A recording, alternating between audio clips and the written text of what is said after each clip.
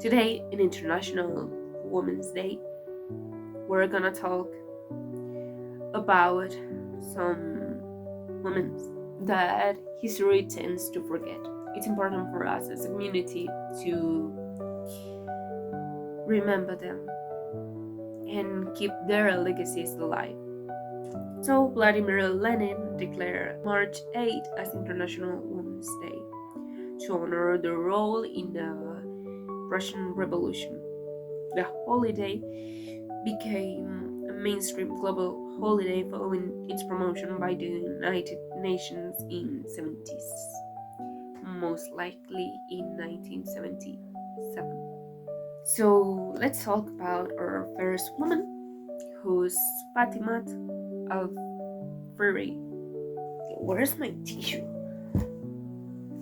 I try my best to pronounce the names, but if you know how to pronounce them, I want you to know that even though I did research, I don't know exactly how to pronounce certain names.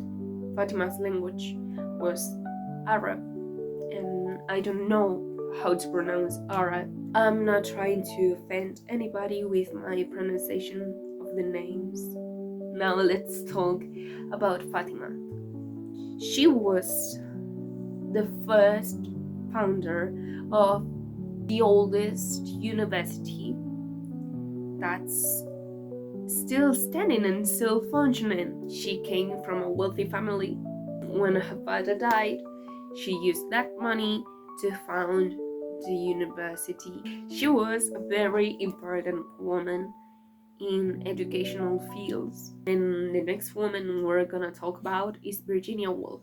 She was a writer. Most of women who used to write in history, they didn't become authors, or if they became authors, they publish under men's name or their husband's name. She became a very important writer.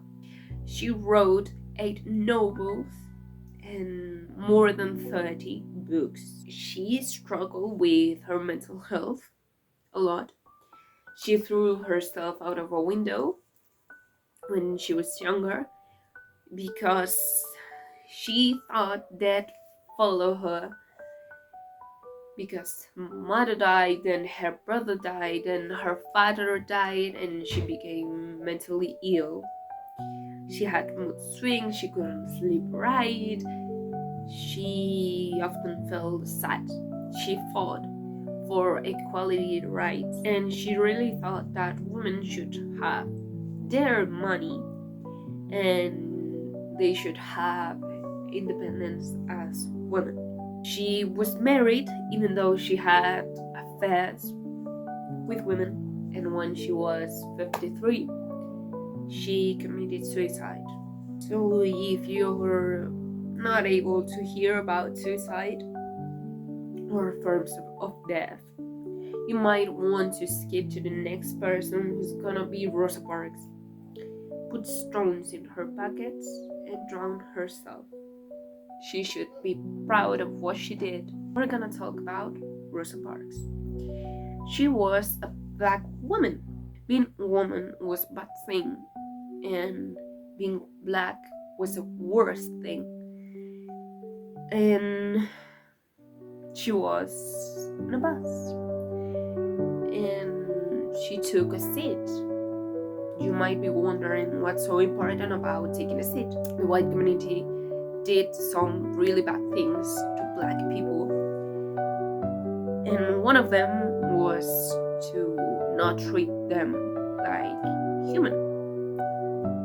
If someone who was black was sitting, the black person should stand and let the white people sit. That's what happened that day on the bus. A man asked Rosa her seat, and Rosa said no. So the driver called the police, and the police told her, "I may have to have you arrested." And then she said, "You may not." The black community fought for her. let Rosa be free. Something that small happened to be so big. History cannot forget, because some people right now at some countries are having the wrong ideas and the wrong movements, as for example Trump. I know this is not a political video, but I think if you're not mad, you're not paying attention, or at least not enough attention. And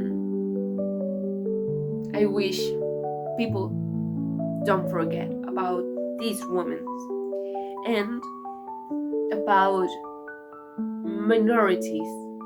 Like, there's indigenous people who did great things, and there's gypsy people who did great things as a community or as their own. There's also witches who did nice things to the world, who studied herbs and who have the things we do in medicine because of them. And there's people in medicine fields that did something great to our bodies, and because of them we know how to treat a flu, or because of them we know how to have reproductive health.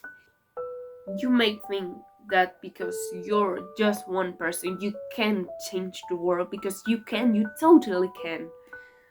And I think you can focus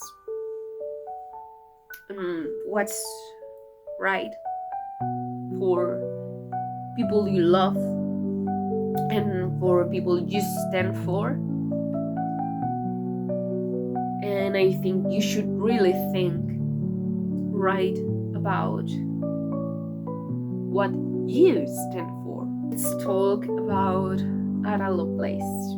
And she was the first woman who did programming, and she did informatics, which is so important to the modern world. Like, thanks to her we can have AI, and we can have games, and we can have, I don't know, we can have nice things. I'm not a math person, okay? I'm an artistic person. I'm creative. Max really led to being a burnt child. So I don't appreciate maths, but I appreciate Ada's work. Ada was really important to the programming field.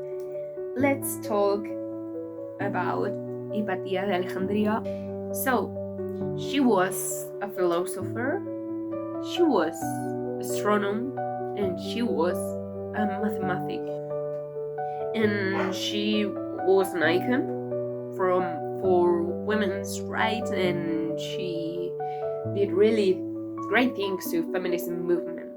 Some portrayals have associated her death with the destruction of the Library of Alexandria, despite the historical fact that the library no longer exists when she was alive. She died because someone thought they had the right to take her life away. People shouldn't have that power in their hands. You should not have the power to kill someone because they think different than you. I'm gonna name two women who shaped me into the person I am today. My mom really shaped who I am as a person. She made me kind, and she made me smart. She taught me how to be kind and how to be smart. She provided love, and she provided hugs and really nourishing foods, and she is from Chile.